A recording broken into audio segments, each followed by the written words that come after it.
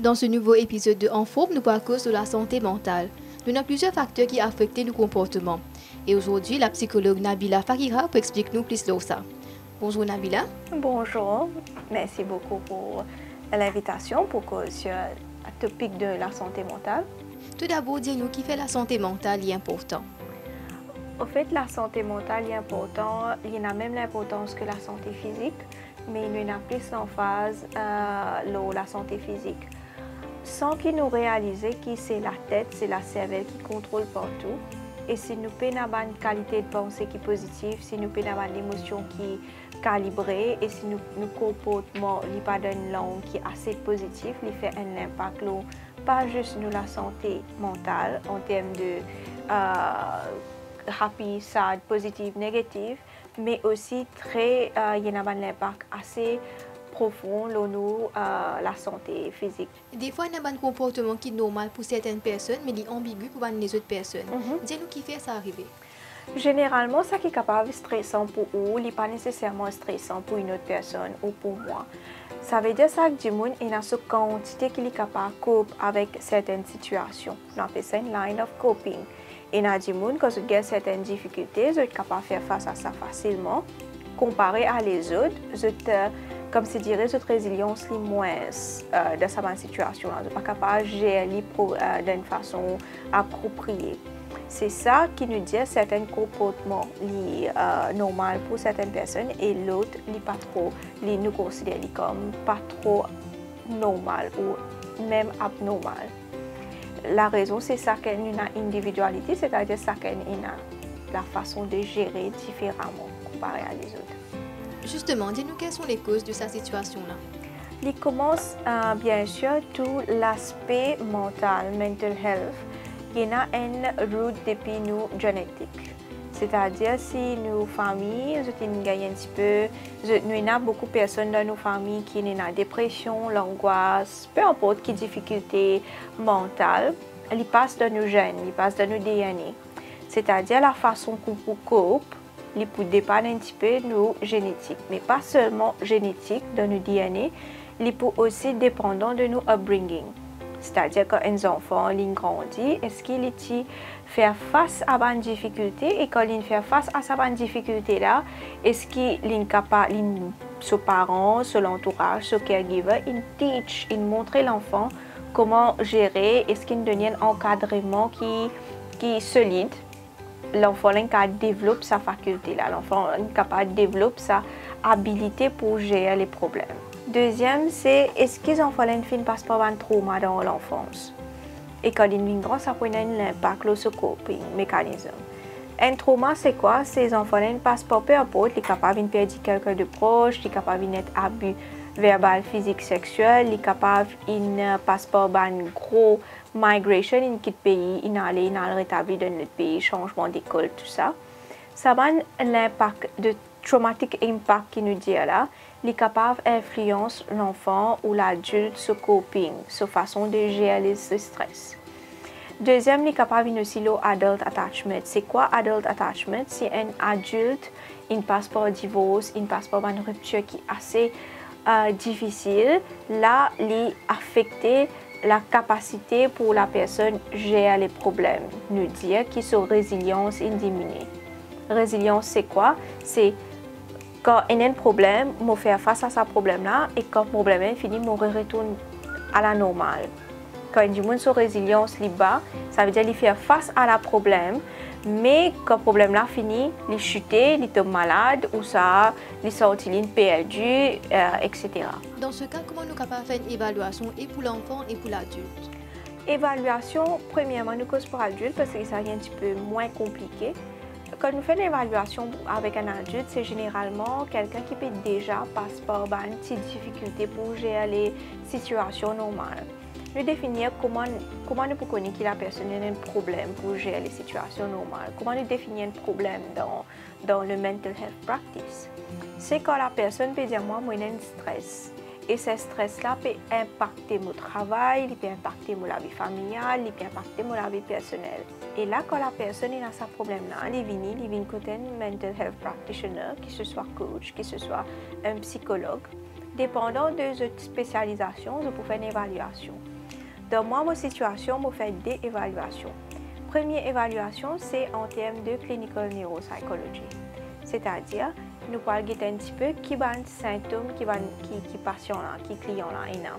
Par exemple, est-ce qu'il a insomnia, l'insomnie, il ne peut pas dormir bien, il n'est pas capable de manger bien, son mood reste low, reste bas. Est-ce qu'il a une pensée de loneliness, se sent seul, tout ça. Là, quand on a ces symptômes-là, par rapport à les symptômes, nous pouvons catégoriser dans différentes boîtes, on va dire. Si il y a low mood, insomnie, 7 parmi ces symptômes-là, là, nous disons, according to ces symptômes qu'il y a là, ils tombent dans la catégorie de dépression. S'il y a les autres symptômes comme suffocation, il n'est pas capable, il peut trembler, il peut manquer d'oxygène, il sent qu'il peut étouffer, là, il tombe dans les autres catégories. Et là, une évaluation est basée sur le DSM-5. Revised version, c'est le Diagnostic and Statistical Manual of Mental Health Disorder. Maintenant, moi, puisque je suis mental health coach aussi, là, nous commençons à faire une évaluation, pas juste en termes de symptômes, mais en termes qui peut arriver dans les alentours, qui peut faire la personne gagner ces symptômes-là. Qui va penser qu'il y a dans la tête qui peut saboter son coping, qui va l'attitude du monde là, qui peut faire les tomes là-dedans. Qui va, par exemple, est-ce qu'il y a le self-esteem, self-confidence, etc. Qui va negative core belief, c'est-à-dire qui va penser qui peut générer partout de la tête. Chez moi, l'évaluation est à la fois clinical et mental health. Pour l'enfant aussi, il retourne à presque même conditions, sauf que pour l'enfant, ce n'est pas trop question directe, c'est plutôt par les plaies.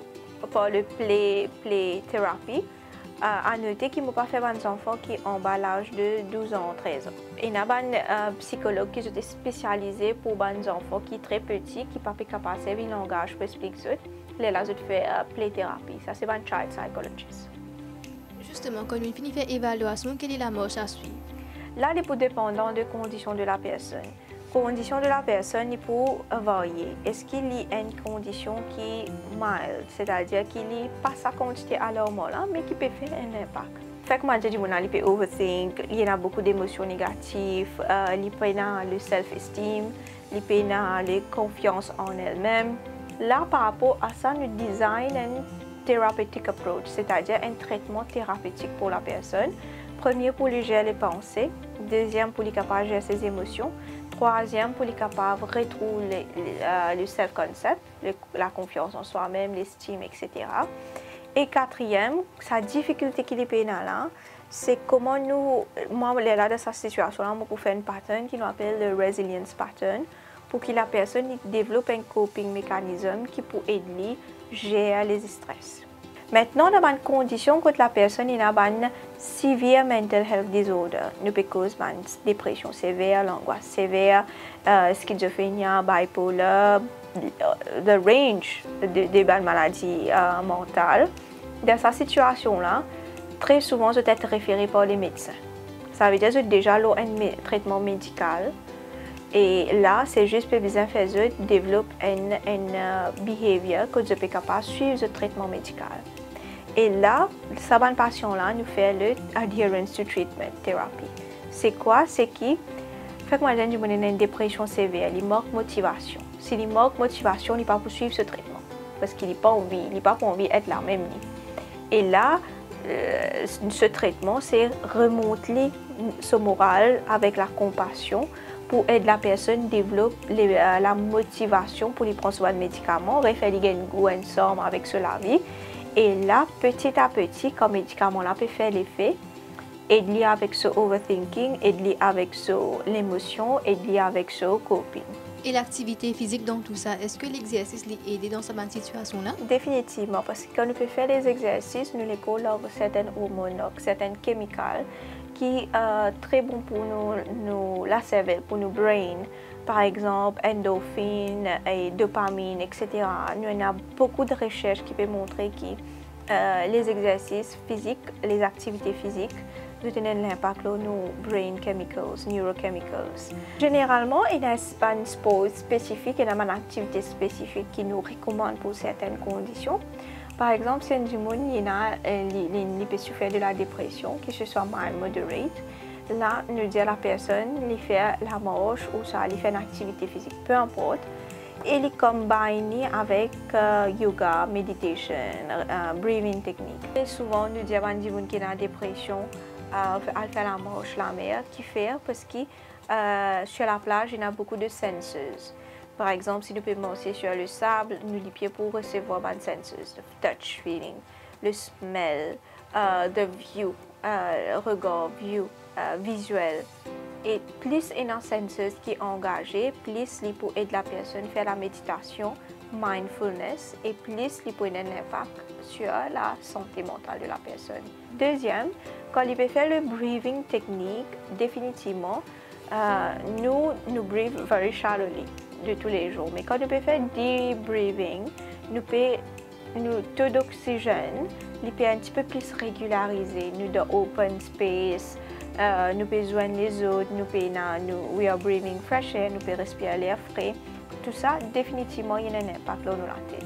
Et deuxième, par exemple, si il y a l'angoisse pour, par exemple, hauteur, il y a une angoisse pour sortir, pour joindre du monde, etc. Nous donnons un petit exercice, nous appelons ça exposure therapy. Petit à petit, nous pouvons faire une étape. Par exemple, essayer de monter un stool légitime. Systematic exposure, c'est petit à petit expose la personne à la situation qui peut faire l'hyper. Jusqu'à ce que la tête commence à adapter à ça et au final, il n'y a plus de problème. Un sport qui est la coordination. Badminton, tennis, football, parce qu'il peut servir right, left, etc. Là, la coordination, il développe nos cognitive faculties. Et aussi, nous avons les autres facteurs tels que ça qui nous dit que we are what we eat. La nutrition liée aussi a un grand impact sur la santé mentale. Et à la fin, c'est plutôt une situation holistique qui nous c'est une approche holistique, c'est-à-dire nous pas juste la santé mentale et nous négligeons les autres. Nous pouvons prendre compte médicalement, biologiquement, qui nous peut manger, qui médicaments nous peut boire, etc.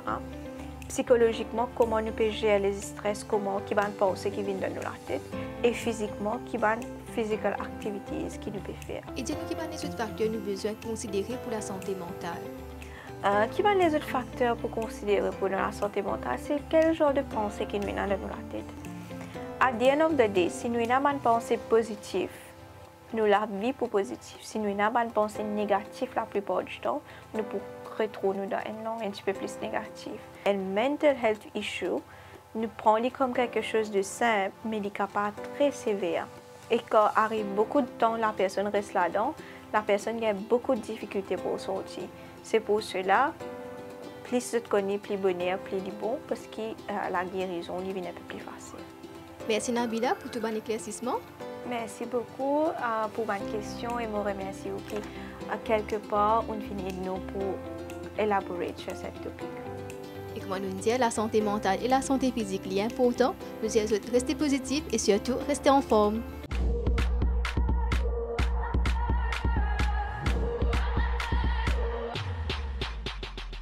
Your body's poetry, move your body for me.